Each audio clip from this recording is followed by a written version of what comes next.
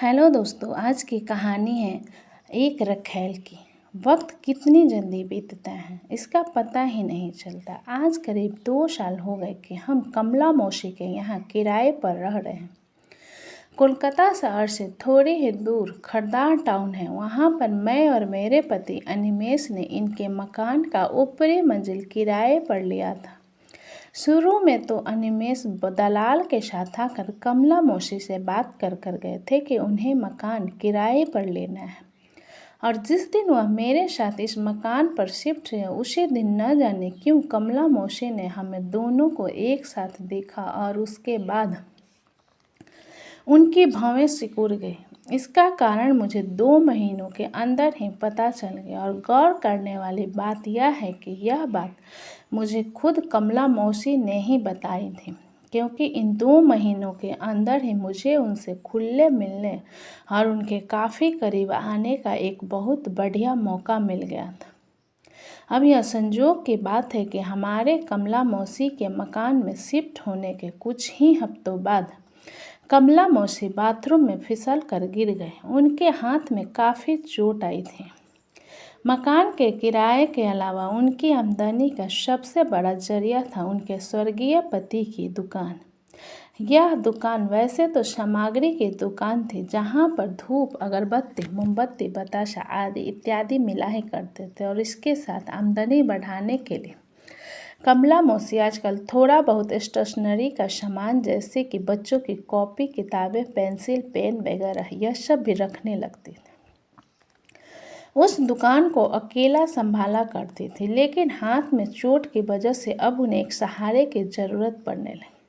तो मैं ही उनके घर का सारा काम भी कर दिया करती थी, जैसे कि घर का झाड़ू पोछा, खाना बनाना वगैरह वगैरह। यहाँ तक कि उनके बालों को कंघी करके संवार देना, कंघा चोटी जुड़ा करना, और उनका हाथ बटाने के लिए मैं उनकी दुकान पर भी जाकर बैठने लगी। शायद इसीलिए प्यार से उन्होंने मेरा नाम माला से बदल कर मलाई रख दिया, क्योंकि उनका कहना था कि वह तो मैं हूँ करीब 25 साल की, लेकिन दिखती 20 की हूँ, और मैं बिल्कुल मलाई मक्खन जैसी, इसलिए मेरा नाम माला की जगह मलाई होना चाहिए था। और उन्हीं दिनों मुझे पता चला कि उनकी भवें सिकुड़ने का कारण बिल्कुल साफ था। अनिमेष हाइपरथायराइडिज्म का रोगी था, इसलिए वह बहुत ही दुबला पतला और कमज़ोर किस्म का इंसान था। और उसके मुकाबले कमला मौसी तो क्या, दुनिया की नज़रों में मैं एक पूरी तरह से खिली हुई, भरपूर जवानी में भरी हुई एक फूल जैसी थी। मेरे बाल काले रेशमी थाने और करीब कूल्हों के नीचे तक थे। मेरे स्तन तने तने, कसे कसे और बड़े हैं। शायद इसलिए कमला मौसी के मन में यह ख्याल होगा, शायद मेरी शादी अनिमेष से गलती से हो गई। मेरी शादी तो किसी तंदुरुस्त और मर्दानगी से भरे आदमी के साथ होना चाहिए था। अब क्या किया जा सकता है। हमारी शादी अरेंज मैरिज थी, और अनिमेष को हाइपोथायराइडिज्म की बीमारी शादी के कुछ महीनों बाद ही शुरू है। तब तक हमारी शादी के 8 महीने बीत चुके थे। कमला मौसी की उम्र करीब 45 से 50 साल की रही होगी, लेकिन उम्र के हिसाब से वह काफ़ी जवान और खूबसूरत भी दिखते थे। उनके भी कमर तक लंबे बाल थे। उनका फिगर भी बहुत अच्छा था, और उनका स्तन युगल भगवान की दया से बिल्कुल भरा पूरा ही था। शुरू में मेरे पति अनिमेष को मेरा कमला मौसी के दुकान पर बैठना बिल्कुल पसंद नहीं था, लेकिन किसी तरह से मैंने उन्हें राजी करवाया। मैंने कहा कि तुम तो शाम को घर से काम के लिए निकल जाते हो, उसके बाद सारी रात तुम्हारी नाइट शिफ्ट रहती। सुबह जब तुम घर आते हो तो बिल्कुल थके मांदे से आते हो और फिर सो जाते हो। तुम अगर घर ही रहोगे तो मैं अकेली घर में क्या करूँगी। इससे अच्छा है मैं उनकी दुकान पर जाकर बैठूं, उनका थोड़ा हाथ बटा दूं। दोपहर को घर आकर मैं तुमको खाना परोस दूंगी, और उसके बाद थोड़ा सा सोने के बाद जब तुम शाम को ऑफिस चले जाओगे तब मैं भी कमला मौसी की दुकान पर चली जाऊंगी। वहाँ ज़्यादा देर नहीं रहना, सिर्फ रात के 8 या 8:30 तक, या फिर कभी कभार अगर देर हो गई तो ज़्यादा से ज़्यादा 9 बजे रात को। अनिमेष पेशे से कंप्यूटर इंजीनियर और वह कोलकाता के एक सॉफ्टवेयर कंपनी में काम करता है, लेकिन उसको काम का ज़्यादातर तजुर्बा नहीं था। अभी अभी नई नौकरी लगी थी, इसकी उनकी आमदनी भी उतनी ज़्यादा नहीं थी और वह काम के सिलसिले में पहले तो वह शुरू में सिर्फ 8 या 10 दिन के लिए हैदराबाद जाया करता था, लेकिन अब ऑफिस के काम खत्म हो जैसे ज़्यादा था, इसलिए उसको आजकल करीब करीब 20 से 25 दिनों के लिए घर से बाहर रहना पड़ता है। उनका कहना था कि हैदराबाद जाने से उनको थोड़ी एक्स्ट्रा इनकम हो जाती है। करीब करीब 2 साल होने को है जो मैं कमला मौसी की दुकान पर रोज़ाना बैठती हूँ, लेकिन यहाँ कुछ ऐसी घटनाएं घटी जिसके बारे में मैंने अनिमेष आज तक नहीं बताया। हमारे वहाँ दुकानों में सबसे ज़्यादा बिक्री दशहरा के मौके पर ही होती है। कमला मौसी का कहना था कि मेरे आने से शायद दुकान में लक्ष्मी आ गई और इसलिए शायद पिछले साल दुकान के आमदनी में काफ़ी ज़्यादा इजाफा हुआ है। दशहरा के दिनों में कमला मौसी न जाने क्यों मुझसे कहा करती थी कि मैं सिर्फ साड़ी और ब्लाउज पहना करूं और अपने बालों को खुला रखा करूं। साड़ी और ब्लाउज का पहनना तो मुझे समझ में आ गया कि पारंपरिक कपड़े हैं और दशहरा के दिन पारंपरिक कपड़े पहनने का रिवाज है, इसमें कोई हर्ष नहीं है। लेकिन यह बात मुझे समझ में नहीं आई कि वह मेरे बालों को खुला क्यों रखवाना चाहती थी। मैंने उनसे इसके बारे में पूछा भी था, लेकिन उन्हें मुस्कुराकर मेरे गालों को प्यार से सहला कर बोली, एक टोने टोटके की तरह है, बस तू देखती जा, अब हमारी दुकान की बिक्री कितनी बढ़ जाएगी।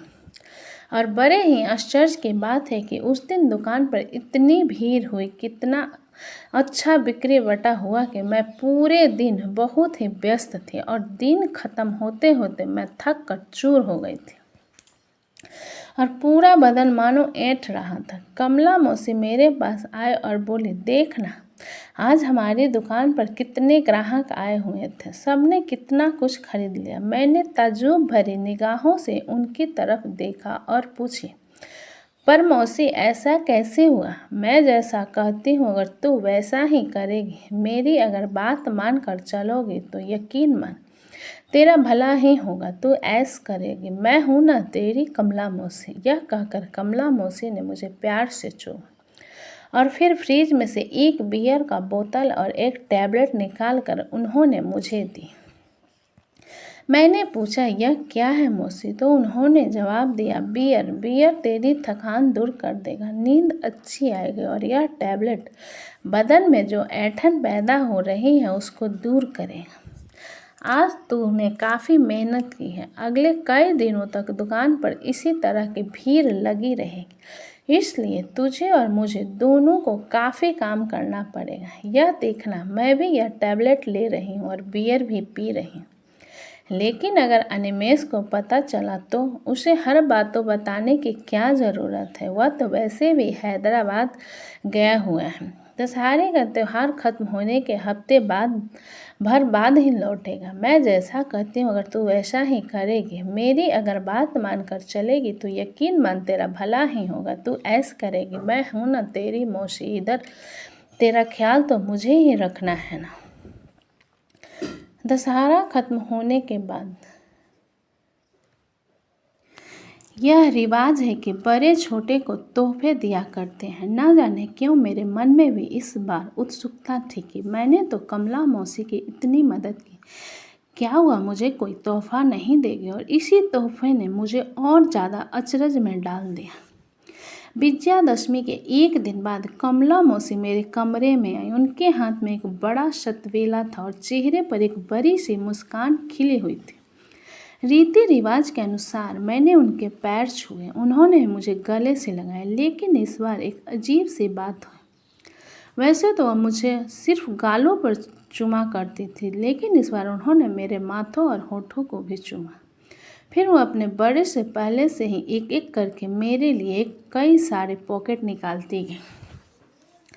उनमें से एक पैकेट को देखकर मेरी आंखें फटी की फटी रह गईं, क्योंकि उस पैकेट पर लिखा हुआ था टोपन दास एंड कंपनी, यानी कि शहर के सबसे बड़े गहनों के व्यापारी की कंपनी का नाम।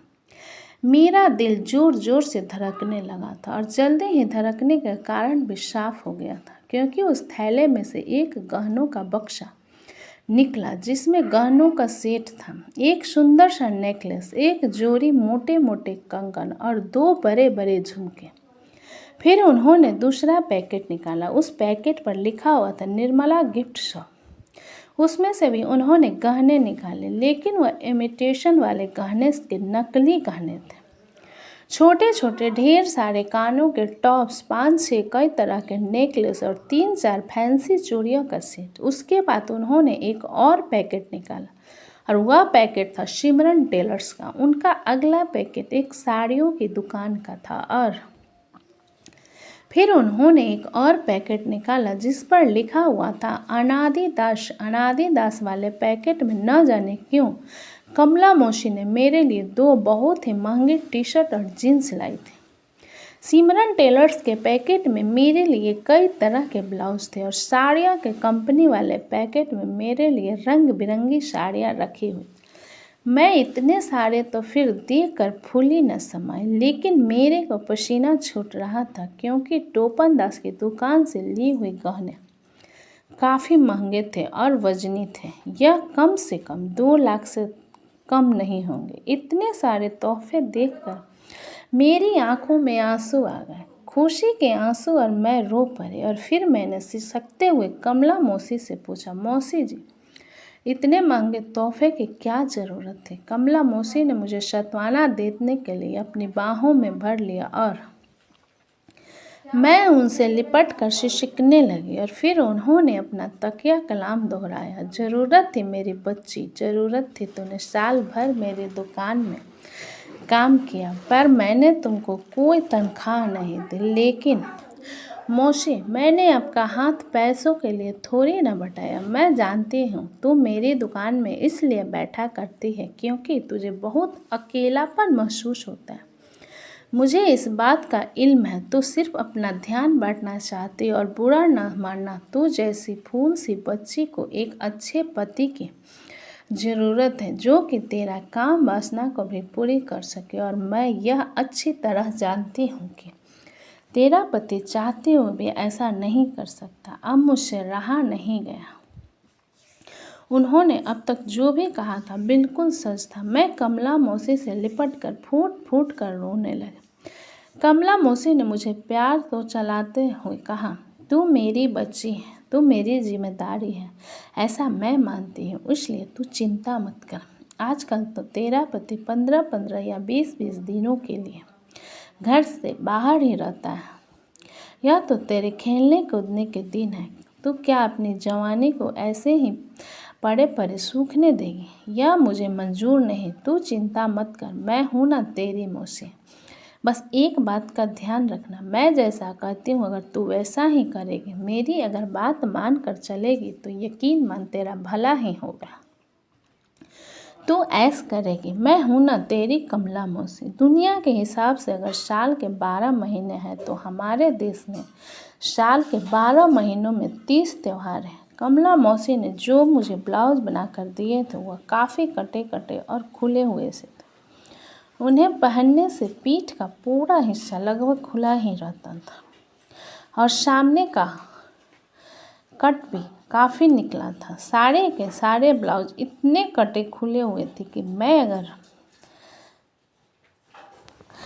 ब्रा पहनती तो वह भी ऊपर से साफ साफ दिखता। मेरा ऐसे कपड़ों का पहनना अनिमेष को बिल्कुल भी पसंद नहीं है। वह तो मुझे जीन्स और टी-शर्ट भी नहीं पहनने देता, लेकिन मौसी का दिया हुआ तोहफा मेरे लिए बहुत मायने रखता था। हम लोगों के बेडरूम के पलंग के नीचे मेरा एक बड़ा सा सूटकेस रखा हुआ। मायके से आते वक्त मैं इसमें अपना काफ़ी सारा सामान लेकर आई थी, लेकिन इन दिनों यह लगभग खाली ही रहता था। इसलिए मैंने मौसी के दिए हुए सारे तोहफे इसी में रख दिए हैं और पलंग के नीचे इस सूटकेस को काफ़ी अंदर तक धकेल दिया। पूरा घर तो मैं संभालती थी। अनिमेष को तो काम से फुर्सत ही नहीं मिलती थी। अगर हम लोग सहवास भी करते, वह भी महीने में 1 या 2 ही बार। लेकिन हर बार की तरह मैं हमेशा प्यासी ही रह जाती थी। कमला मौसी ने जो मुझे ब्लाउज बनाकर दिए थे वो काफ़ी कटे कटे और खुले हुए से थे। उन्हें पहनने से पीठ का पूरा हिस्सा लगभग खुला ही रहता था और सामने का कट भी काफ़ी निकला था। सारे के सारे ब्लाउज इतने कटे खुले हुए थे कि मैं अगर ब्रा पहनती तो वह भी ऊपर से साफ साफ दिखता। मेरा ऐसे कपड़ों का पहनना अनिमेष को बिल्कुल भी पसंद नहीं। वह तो मुझे जीन्स और टी शर्ट भी नहीं पहनने देता, लेकिन मौसी का दिया हुआ तोहफा मेरे लिए बहुत मायने रखता था। जब अनिमेष घर पर होता था तब मैंने इस बात का बहुत ध्यान रखा कि अनिमेष की सो जाने के बाद ही मैं बहुत सावधानी से अपना सूटकेस निकालूं। इसके बाद तीज त्योहार के कुछ दिन पहले और कुछ दिन बाद तक मैं वही कपड़े पहनूं जो कि मुझे कमला मौसी ने दिए थे। और मान लो कि जैसे किसी परी ने जादू की छड़ी घुमा दी, हमारी दुकान की बिक्री दिन दुनी और रात चौगुनी बढ़ने लगी, क्योंकि अब तो दुकान में ग्राहकों का तांता लगा ही रहेगा। खासकर तब जब कमला मौसी की दुकान में एक जवान लड़की कटे खुले ब्लाउज और एक महंगी साड़ी पहनकर खुले बालों में मौसी का हाथ बटाया करती है। और पता नहीं क्यों मुझे ऐसा लग रहा था कि मर्दों को छोड़कर कुछ औरतों को भी इस बात का गौर किया था कि मैं उन दिनों ब्रा नहीं पहना करती थी, लेकिन मुझे आज तक कभी भी वह टी शर्ट और जीन्स पहनने का मौका नहीं मिला था। खैर, ऐसा लगता है कि शायद कोई ऐसा है जो मेरी इच्छाओं को सुन रहा है और यह मौका मुझे जल्दी ही मिल गया। जुलाई का महीना खत्म होने वाला था और अगस्त का महीना शुरू। बरसात हफ्ते भर पहले ही दस्तक दे चुकी थी। काफ़ी बारिश हुआ कर रही थी कि इतने में कमला मौसी के फ़ोन पर एक मैसेज आया। कमला मौसी के स्वर्गवासी पति के दोस्त सचिन अंकल भारत आने वाले थे और कमला मौसी ने उन्हें भरोसा दिलाया था कि वह कोई होटल में ना रुक कर हमारे घर पर ही रुके। आखिर वह दिन आ ही गया जब सचिन अंकल हमारे घर आने वाले थे और हमेशा की तरह मेरे पति देव काम के सिलसिले में हैदराबाद गए हुए थे। सुबह सुबह मैंने जल्दी घर के सारे काम निपटा लिए और उसके बाद नहाने को जाने लगी। तब कमला मौसी ने मुझे एप्पल एलोवेरा शैम्पू की बोतल पकड़ाई और बोली, आज हम अपने बालों को अच्छी तरह से इस शैम्पू से धो लो। मैंने तेरे लिए एक खास तरह का परफ्यूम भी मंगा रखा है। चल अब जल्दी से नहा ले और मैं तेरे लिए कपड़े निकाल कर दे रही हूँ। तूने अपने कपड़े अपने उस बड़े वाले सूटकेस में ही रखे हैं ना? मैंने कहा हाँ। जब तक मैं नहा धोकर सिर्फ एक तौलिए लपेटकर अपने बालों को पोंछती ही बाथरूम से बाहर आया, तब तक मैंने देखा कि कमला मौसी ने मेरे लिए कपड़े निकाल कर रखे थे। मुझे थोड़ा आश्चर्य लगा क्योंकि उन्होंने मेरे लिए सिर्फ एक लाल रंग की स्लीवलेस टी शर्ट और जीन्स निकाली थी। बगल में सिर्फ पैंटी रखी हुई थी। मैंने कहा, कमला मौसी, क्या मैं यह पहनकर ही एयरपोर्ट जाऊंगी? उन्होंने कहा, हाँ, आखिर सचिन अंकल अमेरिका में रहते हैं। तू अगर ऐसे कपड़े पहन कर जाएगी तो तुझे देखकर उन्हें अच्छा लगेगा। लेकिन आपने तो ब्रा निकाली नहीं, मैं कौन सा ब्रा पहनूं?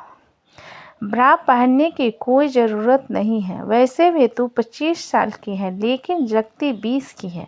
इस उम्र में फैशन नहीं करेगी तो कब करेगी? कमला मौसी थोड़ा मुस्कुराई और फिर बोली, ठीक है, अगर तुझे इतनी शर्माती है तो ऊपर से एक दुपट्टा ले लेना, लेकिन सिर्फ सीना ढकने के लिए, पर बाहें खुली रखना। और हाँ, बालों में चोटी करने की ज़रूरत नहीं है, सिर्फ एक अच्छा सा जूड़ा बांध ले। अब जल्दी कर, तैयार हो जा, मैं तेरे लिए उबर बुला कर देती हूँ। मैं जैसा कहती हूँ अगर तू वैसा ही करेगी, मेरी अगर बात मान कर चलेगी तो यकीन मान तेरा भला ही होगा। तू ऐश करेगी, मैं हूँ ना तेरी कमला मौसी। यह कहकर कमला मौसी ने मुझे प्यार से चूमा। तो दोस्तों, कहानी कैसी लगी मुझे कमेंट में लिखिए। अच्छी लगी हो तो प्लीज़ चैनल को लाइक करें, सब्सक्राइब करें एंड शेयर करें। दोस्तों, कहानी अच्छी लगी हो तो प्लीज़ चैनल को सब्सक्राइब करें, और इसका आगे की कहानी सुनना है तो मुझे प्लीज़ कमेंट करें। आपका अपना कीमती समय देने के लिए धन्यवाद।